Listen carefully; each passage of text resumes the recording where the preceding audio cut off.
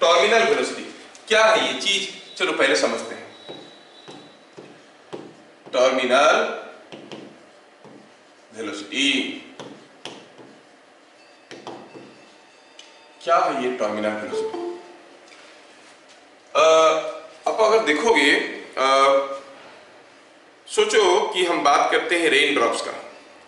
Rain drops की बात करेंगे तो कोई रेन ड्रॉप करीब करीब 3 किलोमीटर हाइट से गिर रहा है। It is falling from A height of 3 kilometre. चलिए इसका मास कुछ भी हो, छोटा सा कुछ मास है, but when it is falling from such a large height, सोचो एज कितना है, अराउंड 3 किलोमीटर और 3000 मीटर, और by the time it reaches ground उसका वेलोसिटी क्या हो जाएगा? Velocity will be root over of 2gh। अगर रूट ओवर ऑफ 2gh हुआ, ये 20 into 3000 is coming out to be 60,000 का रूट ओवर। 60,000 का रूट ओवर मतलब इट इज समथिंग लाइक 200 और 250 से इट इज 250 और 260 रफली metre per second. 260 metre per second भैया, close to velocity of sound. मैं कोई आवाज बनाता हूं, आपके पास पहुंचने के लिए कितना समय लगता है? सोचो, उससे वेलोसिटी ऑफ साउंड आप फील कर सकते हो। 260 मीटर पर सेकेंड किसी भी बुलेट से ज्यादा है, कोई भी गन का बुलेट से ज्यादा है। अच्छा, उसके बावजूद जब ये आपके सर पे गिरता है, दर्द करता है क्या? नहीं करता है। उतना स्पीड में अगर कोई पत्थर को हम किसी को मारते हैं तो घुस के निकल जाएगा। ऐसा हमारे साथ नहीं होता है। क्यों नहीं होता है? The reason is terminal velocity. क्या है ये टर्मिनल वेलोसिटी? कोई पूछेगा what is the acceleration of the rain drop? You know, everyone will say it is falling freely under gravity, so it will be equal to g. But no, it is zero. Zero है उसका acceleration. Rain drop का velocity constant है। Sir बड़ा interesting चीज आप बोल रहे हैं। हाँ वही तो है, हमें बताना है आपको। What is this, how come this is happening? Let us try to understand. पहले डेफिनेशन लिख देते हैं। When a body falls through a viscous medium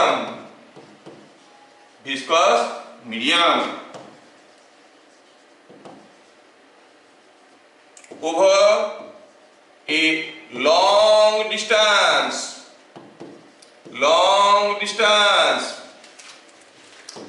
it acquires a constant velocity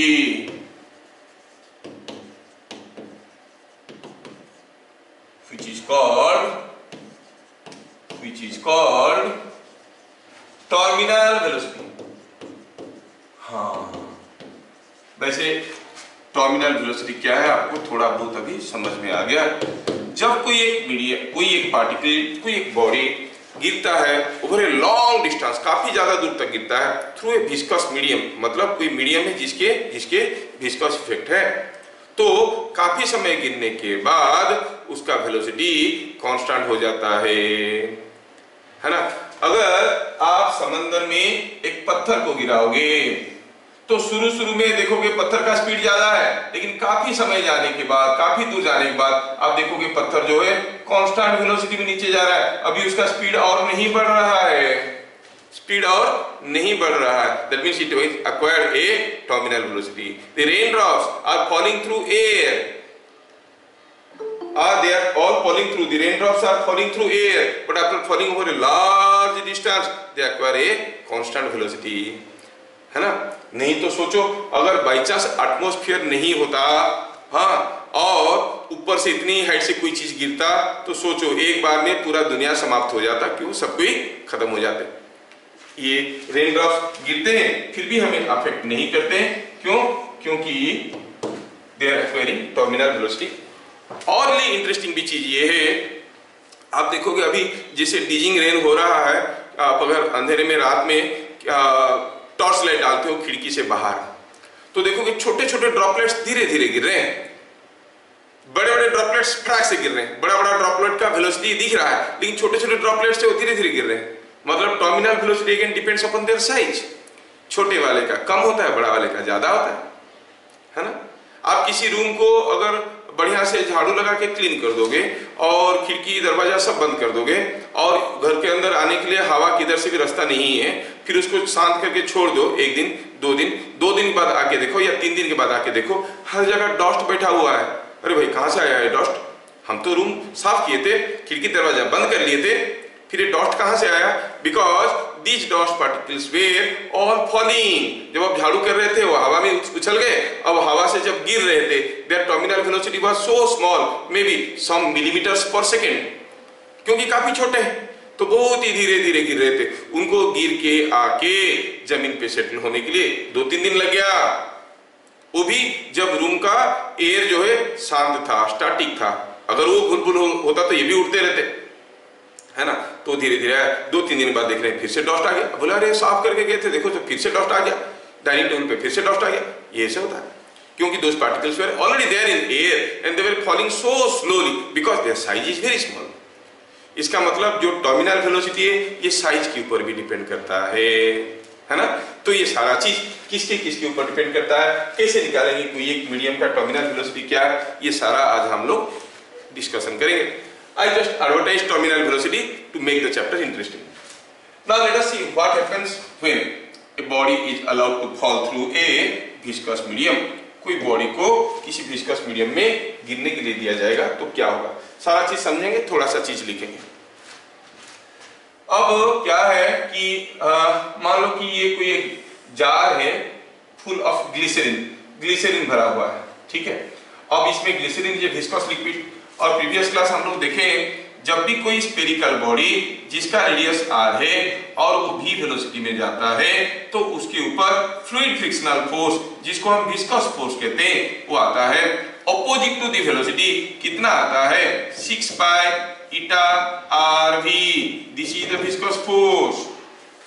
तो शुरू में जब ये इसके अंदर गिरा, इसका अपना कुछ वेट था और क्या था, क्योंकि ये लिक्विड के अंदर डूब गया है, देन बी ऑफ थ्रस्ट।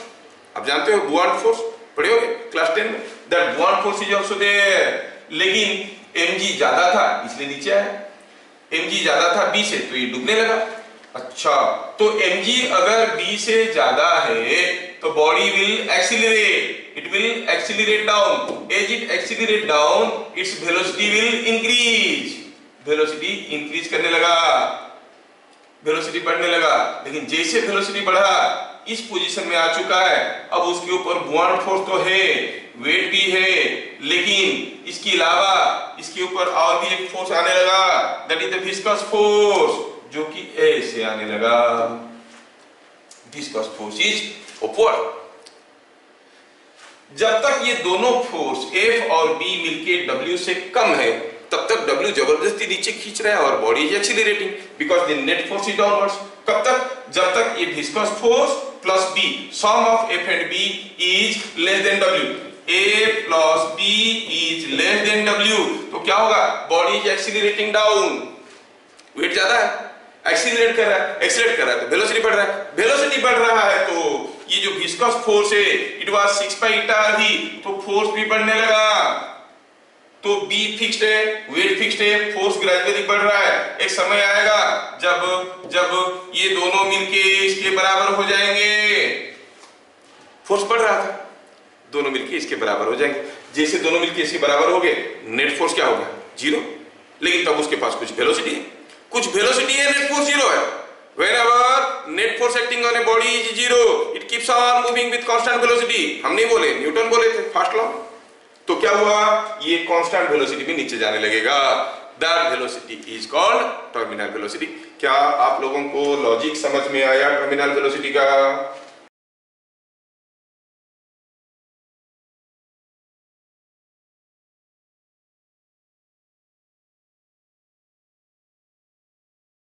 मैं बात कर रहा हूं कोई एक ग्लिसरीन जार का, जिसमें मान लो कि मैं कोई एक ग्लास मार्बल मैं यहां पे डालता हूं। ऊपर जब था तो इसके ऊपर वेट एक्ट कर रहा, only wait.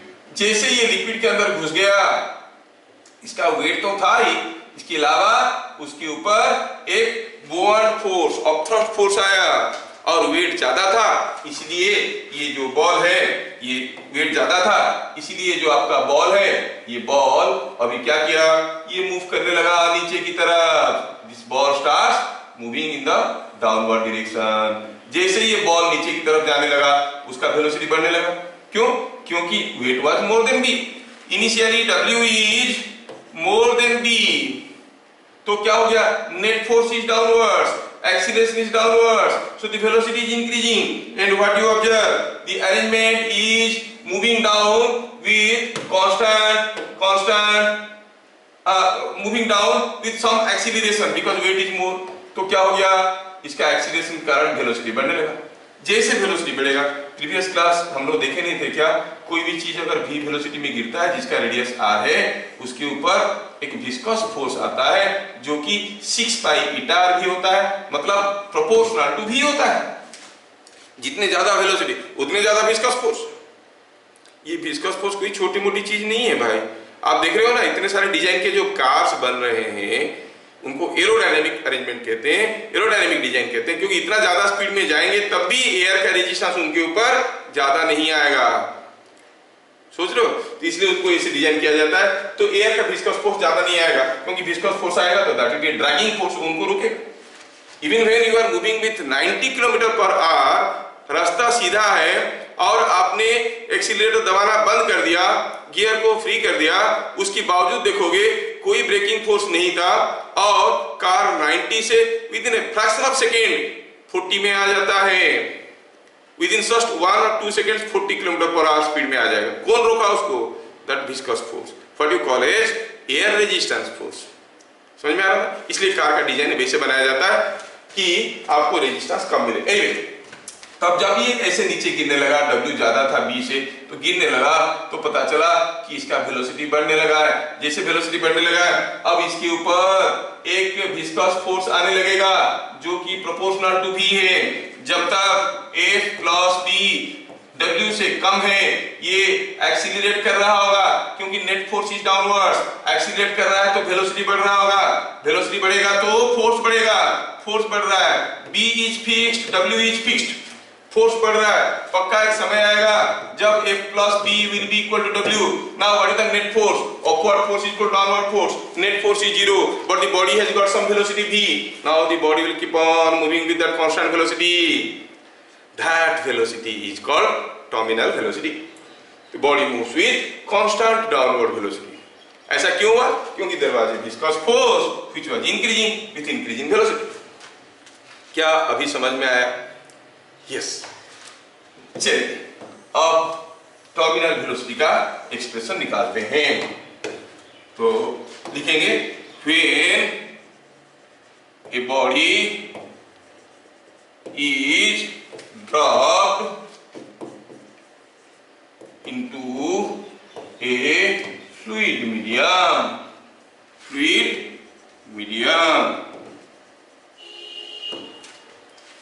fluid medium, the different forces acting on it are W, that is weight of the body, और क्या B, that is the buoyant force, और क्या, और हो गया F, the viscous force। तीसरा क्या हो गया? viscous force। F is the viscous force। so ऐसे 3 फोर्स आने लगते हैं। वेट कैसा है? ये डाउनवर्ड है। बुआयंट फोर्स कैसा है? ये तो अपथ्रस्ट है। विस्कस फोर्स कैसा है? Opposite to velocity. ये गिर रहा है नीचे तो ये भी अपवर्ड हुआ, है ना?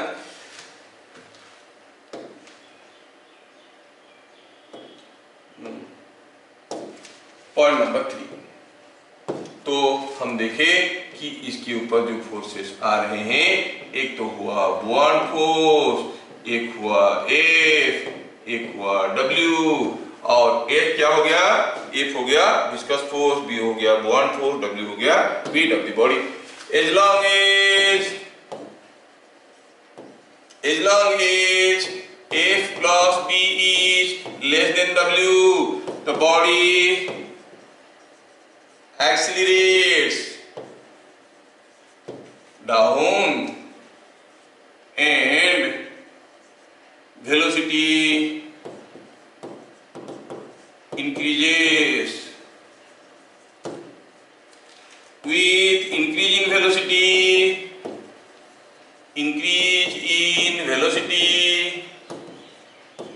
the viscous force का क्या फॉर्मूला था? 6 pi eta RV also increases at certain point of time.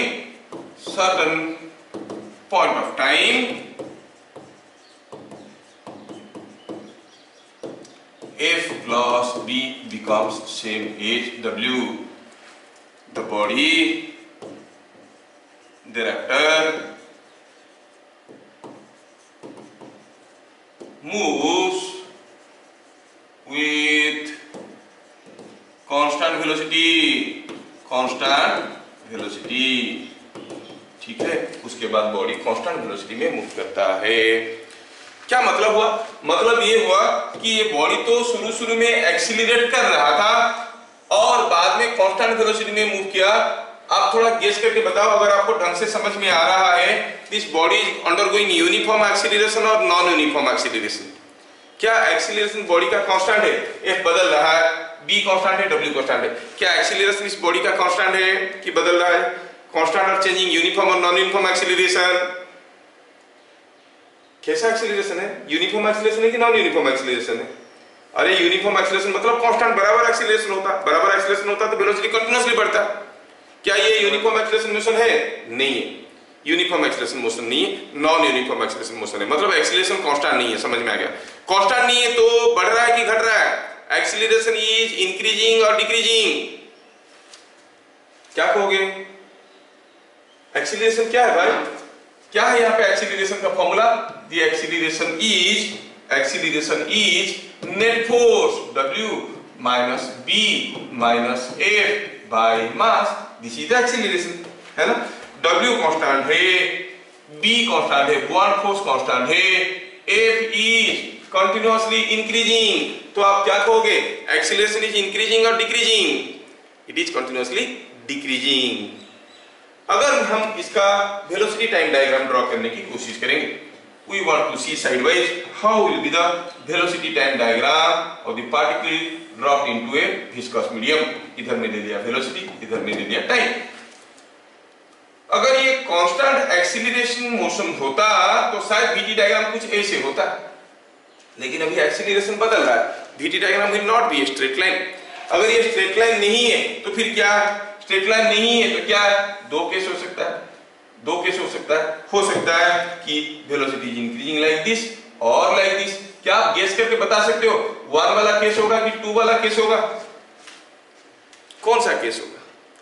हम जानते हैं कि वेलोसिटी टाइम डायग्राम में the slope gives you the acceleration and here F is increasing means acceleration is decreasing। Acceleration decrease कर रहा है force बढ़ने के कारण, एक्सीलरेशन डिक्रीज कर रहा है तो स्लोप मस्ट डिक्रीज मींस देखो शुरू में ये tan थीटा था, ये था tan थीटा इज डिक्रीजिंग। तो कौन सा कर्व लग रहा है आपको? 1 होगा कि 2 होगा? 1 होगा। इस केस में तो स्लोप बढ़ रहा है ना, इधर देखो एंगल थीटा था, थीटा बढ़ने लगा और बढ़ने लगा, स्लोप होता है tan थीटा, थीटा बढ़ रहा है तो tan थीटा बढ़ता है नहीं? tan थीटा बढ़ने लगा है भैया, तो tan थीटा बढ़ने लगा है तो स्लोप बढ़ रहा है तो एक्सीलरेशन इंक्रीजिंग। ये केस तो नहीं हो सकता। फिर तो कौन सा केस होगा? The only case left behind with us is case 1 ही होगा, केस 2 नहीं हो सकता। It cannot be case 2। तो हम कहेंगे ये केस तो नहीं हो सकता। तो how will be the velocity time diagram? Simply इतना पूछेंगे, a glass ball was dropped into glycerin, a long glycerin column, draw the velocity time diagram। तो आप क्या करोगे? कहोगे velocity time diagram will be something like this। बाद में velocity constant हो गया है, अब कितने भी दूर जाओ वेलोसिटी कांस्टेंट रहेगा। And what is this final velocity is called? This final velocity is called terminal velocity. This final velocity is called terminal velocity, जिसको हम नाम देंगे Vt. ये हो गया terminal velocity. So after traveling a long distance, it acquires a terminal velocity. ठीक है, अब मुझे निकालना है, कैलकुलेट करना है कि terminal velocity क्या है. ठीक है, now we want to see calculation of Vt. Vt क्या है? Terminal velocity. You understand. हर जगह लंबा लंबा लिखने के लिए अच्छा नहीं लगता है, थोड़ा सा शॉर्टकट में भी लिखने से मजा आता है. Calculation of terminal velocity. Let a spherical body of density rho s. Rho s stands for rho for the solid, density of the solid, and radius r is dropped into a liquid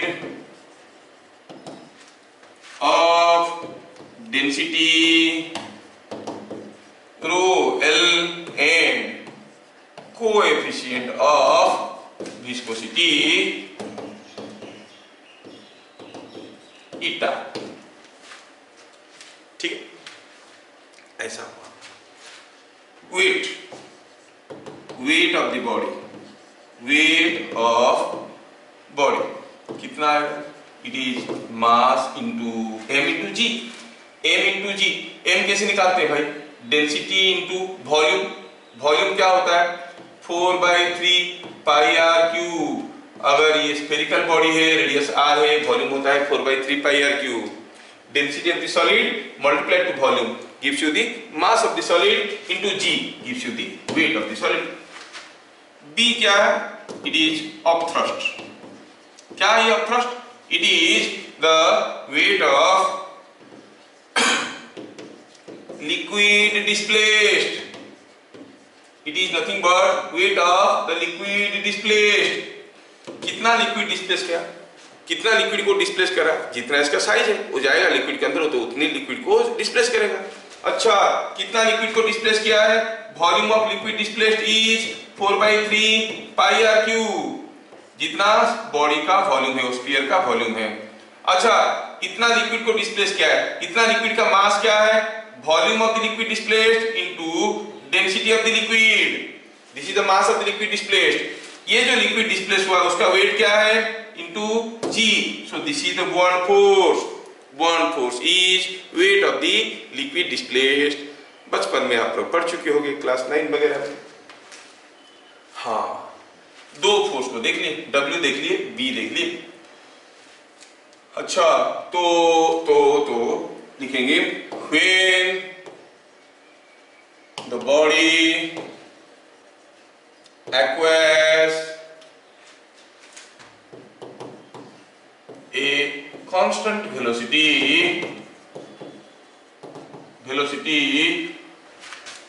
Vt, the viscous force on it is F. क्या?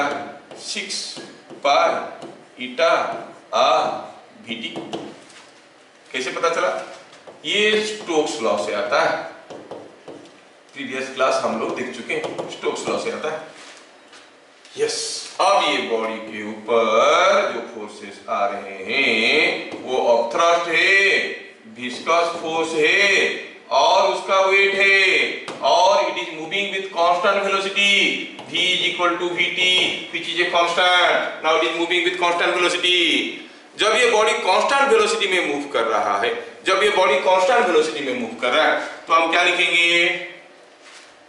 Eight steady state. मतलब जब ये constant velocity में move कर रहा है, आप कहोगे F plus B must be equal to W. चलिए सबका वैल्यू डालते हैं. F क्या था? 6 पाई ईटा r Vt. b क्या था, अब b को मैं उधर ले लेता हूं, b को उधर ले लेता हूं, मैं इसको ऐसे लिख सकता हूं f is equal to w minus b। तो f का वैल्यू मैं लिख दिया। अब मैं लिखना चाहूंगा w का वैल्यू। w का वैल्यू क्या था, w का वैल्यू था रो s इंटू 4/3 पाई r क्यूब इंटू g, रो s इंटू 4/3 पाई r cube into g minus b का वैल्यू क्या था, रो l इंटू 4/3 पाई r क्यूब इंटू g। तो ऐसे करके हमारे सामने फॉर्मूला आ गया। ठीक है, ये हमारा केस आ गया इसके सामने। ठीक है, मैं इसको सिंप्लीफाई करना चाहता हूं और मेरा ऑब्जेक्टिव क्या है, मैं क्या निकालना चाहता हूं, what I want to find through this discussion, calculation of VT निकालना चाहता हूं। मतलब यहां पर जो VT है उसको एक तरफ रखेंगे, बाकी सबको दूसरी तरफ ले लेंगे। VT को एक तरफ रखेंगे, बाकी सबको दूसरी तरफ ले लेंगे। अब मैं आपको छोटा सा काम देता हूं निकालने के लिए, एक्सप्रेशन VT का क्या आएगा। Try to find out what is the value of VT। सारे को एक तरफ करो, खाली VT को एक तरफ रखो और find out what is the answer coming out to be. Do it now.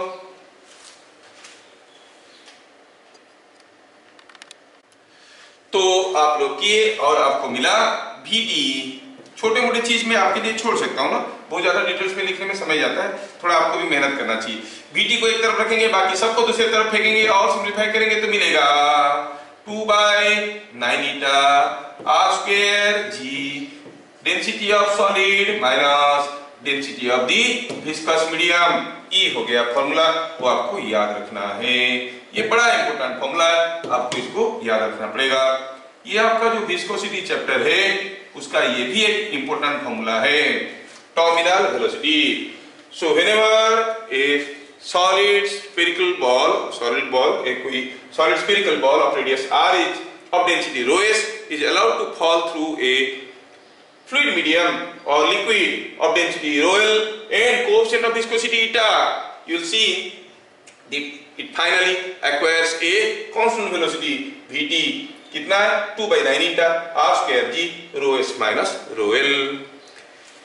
ठीक है, तो यहां से हमें बस ये चीज समझ लेना है जिसके ऊपर क्वेश्चंस आते हैं। डायरेक्टली ये पूरा फॉर्मूला लगा के क्वेश्चंस बहुत ही रेयरली आएंगे। क्वेश्चन जो आएंगे वो मोस्टली ऐसे आएंगे कि आप देखोगे यहाँ पर जस्ट मिनट, यहाँ पर हम देखेंगे कि जो टर्मिनल वेलोसिटी है that is proportional to r square. मतलब रेडियस ज्यादा है, बड़ा है, तो टर्मिनल वेलोसिटी ज्यादा होगा। इसलिए मैं बोल रहा था कोई बड़ा रेन ड्रॉप और छोटा रेन ड्रॉप, बड़ा रेन ड्रॉप जितना हाइट से गिर रहा है, छोटा रेन ड्रॉप उतनी ही हाइट से गिर रहा है। लेकिन बड़ा रेन ड्रॉप का रेडियस ज्यादा होने के कारण वो ज्यादा वेलोसिटी में गिरता है, जबकि कोई छोटा रेन ड्रॉप आपको कम वेलोसिटी में पहुंचता है, क्योंकि r is small and for a small thing square is even small. Suppose 0.1 का स्क्वायर तो 0.01 हो जाता है, बहुत ही छोटा हो जाता है ना। छोटा चीज का स्क्वायर बहुत छोटा हो जाता है, बड़ा चीज का स्क्वायर बहुत बड़ा हो जाता है। तो you find a wide range of velocity difference between the raindrops depending upon their size। समझ में आया क्या? तो ये हो गई हमारा VT और VT का रिलेटेड फॉर्मूले। ठीक है, टर्मिनल वेलोसिटी का थ्योरी यहाँ पे खत्म होता है। मैं आपको एक दो छोटे छोटे क्वेश्चंस करवाऊंगा। पहला question let us do question number 1।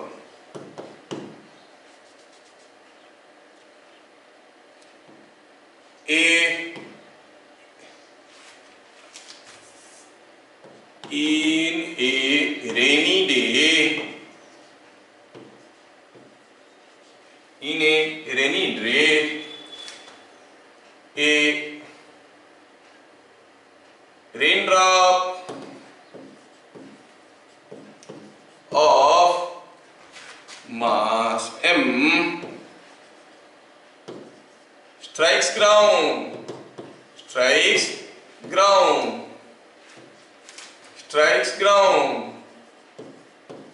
with velocity v0. Find with what velocity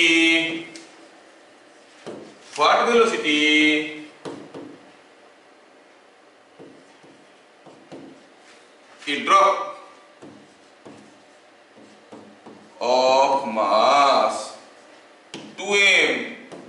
strike ground. और आपको मालूम है कि दोनों ड्रॉप का वेलोसिटी टर्मिनल वेलोसिटी होगा, क्योंकि वो काफी हाइट से गिर रहे हैं। अगर ये वेलोसिटी टर्मिनल वेलोसिटी है तो फिर दोनों का टर्मिनल वेलोसिटी अलग अलग होगा। क्यों भाई?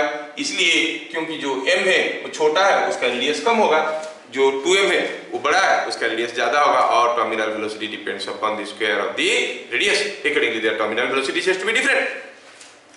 चलिए पहले हम देखते हैं कि टर्मिनल वेलोसिटी को m के साथ, r को m के साथ कैसे रिलेट करेंगे। हम जानते हैं कि जो हमारा मास है it is nothing but 4/3 pi r cube into density of the liquid water. Water गिर रहा है ना, रेन ड्रॉप वाटर है। अब दोनों ड्रॉप के लिए चाहे m मास हो या 2m मास हो, 4/3 pi and rho w are constants. मतलब क्या पता चला, mass is proportional to r क्यूब। उल्टा लिखो, r is proportional to m to the power 1/3, है ना। अच्छा ऐसा है तो ठीक है। हम जानते हैं कि जो टर्मिनल वेलोसिटी है that is proportional to r square. तो terminal velocity in the second case by terminal velocity in the first case is equal to second case का रेडियस का स्क्वायर बाय फर्स्ट केस का radius का square. Again radius is proportional to m to the power 1/3, it is m2 to the power r2 का square. r2 is proportional to 1/3, क्या हो जाएगा m2 to the power 2/3, क्योंकि m to the power 1/3 का square, m to the power 1/3 का square is m2 to the power 2/3 by m1 to the power 2/3। आप इसको कुछ ऐसे लिख सकते हो, कैसे बताओ? You can write this as m2 by m1 to the power 2/3। Yes, ये सर समझ में आया। अगर ये चीज आपको सचमुच समझ में आया तो आप देखो थोड़ा इसको कैसे हम करेंगे आगे। अब हमें निकालना था terminal velocity in the second case. First case का टर्मिनल वेलोसिटी हमें मालूम है कितना है, v0। तो vt2 terminal velocity in the second case is equal to m2 by m1। m2 क्या था? 2m by m, तो हो गया 2 to the power, और it is 2m by m to the power 2/3 into Vt1, ये हो गया 2 to the power 2/3 multiplied to Vt1 is V0। Yes, ये हो गई बात। समझ में आया क्या? ठीक है, ठीक है। तो ये हो गई हमारा terminal velocity for the drop having mass 2m। क्या मेरी बात सबको समझ में आया? Is it understood? Yes, sir. Yes. Now let us go for question number 2. A raindrop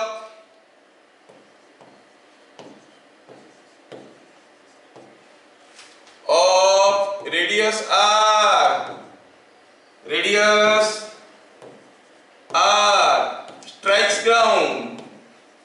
strikes ground with kinetic energy k0,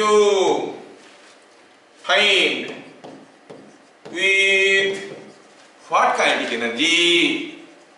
What kinetic energy a drop of radius r, radius 2r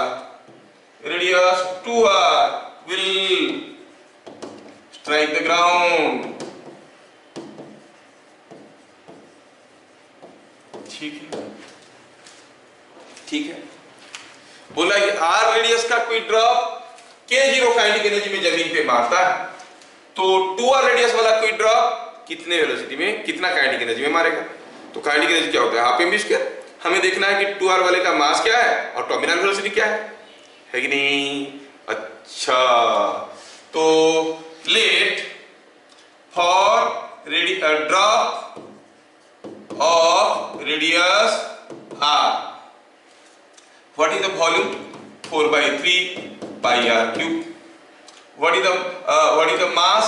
It is density of the liquid into volume, implies mass is equal to mass is proportional to r cube. हाँ, ये समझ में आया। अच्छा, तो mass हो गया proportional to r cube. Terminal velocity is proportional to r square. Now kinetic energy क्या होता है भाई? Half m v square. Mass है प्रोपोर्शनल टू आर क्यूब, ये आर स्क्वायर का स्क्वायर, देखो वी स्क्वायर, तो क्या कहोगे आप? इसका मतलब kinetic energy is proportional to, है कोई पहलवान जो मुझे बताएगा यहाँ पे क्या होगा? How the kinetic energy changing? थोड़ा सा दिमाग लगाइए, उतना तो आप लोगों को करना पड़ेगा भाई, सब कुछ मैं नहीं कर सकता। बोलिए क्या होगा इस केस में? Kinetic energy is proportional to what? In terms of r. In terms of r में जानना चाहता हूँ। हाफ एम वी स्क्वायर ना, m is proportional to r cube, कितना होगा? M is proportional to r cube, yes you are very correct. V square is proportional to r square का square, it is r square का square. काफी लोग participate नहीं कर रहे हैं क्लास में, है ना?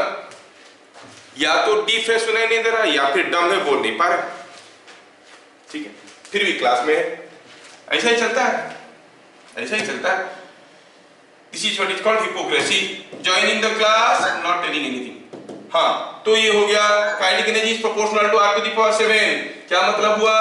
मतलब हुआ kinetic energy is proportional to r to the power, ये r स्क्वायर का स्क्वायर है, तो r to the power 4 into r to power 3 हो गया r to the power 7।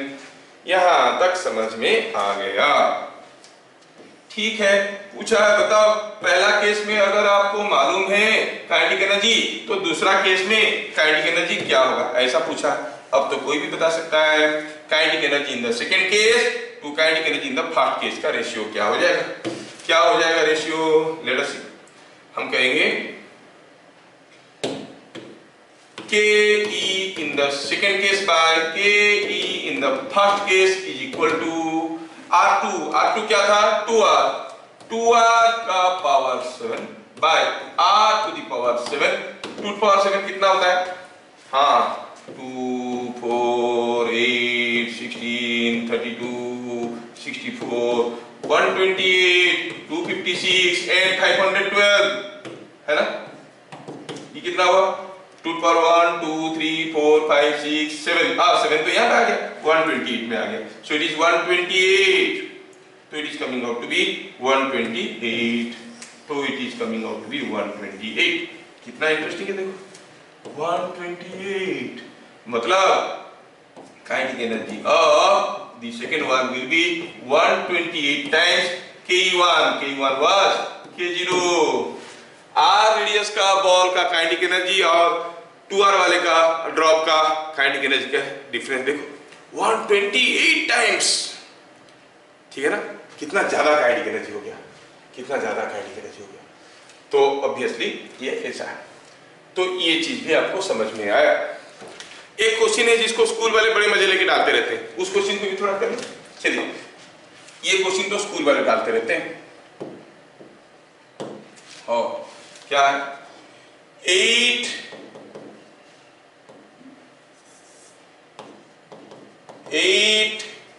similar rain droplets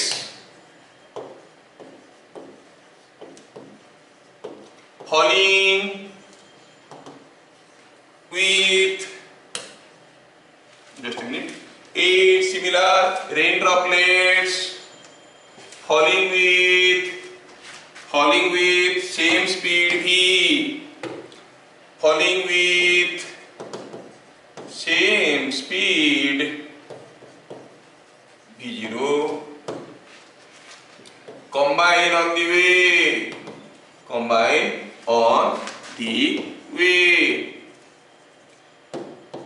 find final velocity of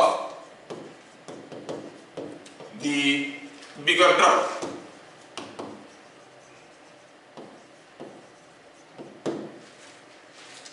ठीक है, 8 number similar rain droplets, छोटे छोटे ड्रॉपलेट्स थे, वो गिर रहे थे, ये सब गिर रहे थे, कैसे कैसे करके रास्ते में वो सारे गिर रहे थे। तो 9 हो गए तो 8 थे और गिर रहे थे। ये 8 droplets were all falling on the way, और क्या हुआ, सारे बराबर वेलोसिटी में फॉल कर रहे थे। कैसे कैसे करके थोड़ा सा हवा का झोंका आया होगा, चिपक गए एक दूसरे के साथ, बन गया एक बड़ा drop. Now it has become a bigger drop. तो ये हर एक गिर रहा था v में, क्या में, v0 स्पीड में। इसका फाइनल वेलोसिटी क्या होगा हमें पता करना है। सारे तो रेडियस का खेल है। हम जानते हैं कि the velocity is, terminal velocity is proportional to square of the radius. ठीक है, पहले अगर ये छोटे वाले का रेडियस r है, बड़े वाले का रेडियस कैपिटल R है, तो दोनों में कुछ रिलेशन डेवलप करते हैं। हम जानते हैं कि 8 ड्रॉपलेट्स का जो मास था, ये अकेला ड्रॉप का भी मास वही है। अगर ये थे 5 ग्राम के सारे मिलके, ये अकेला 5 ग्राम का होगा, क्योंकि सारे मिले, मास can never change, mass remain same. अगर ये पानी के थे तो ये पानी के रहे, मतलब इसका जो डेंसिटी था इसका भी डेंसिटी है, तो दोनों का मास बराबर है, डेंसिटी बराबर है, मतलब दोनों का वॉल्यूम भी बराबर है। इसका मतलब हम कहेंगे 8 into 4/3 pi are cube must be equal to 4/3 pi r cube. Their velocities, their volumes are same. क्या मेरी बात हजम हो रहा है? Is it understood? Yes, yes. तो इससे क्या पता चला, कैपिटल R का वैल्यू क्या आया, देखो तो ये 8r cube, small r cube is equal to 8r cube, और r इज क्यूब रूट ले लो, it will be 2r. Again, terminal velocity of the bigger drop on the second case is by terminal velocity in the first case. You know they are proportional to the square of their radius. It is r square by r square, but capital R is 2r, so it is 2r by r ka square, and it is 8. Sorry, it is 4. It is coming out to be 4. Vt2 by Vt1 is 4. Vt1 क्या था, initial terminal velocity v0.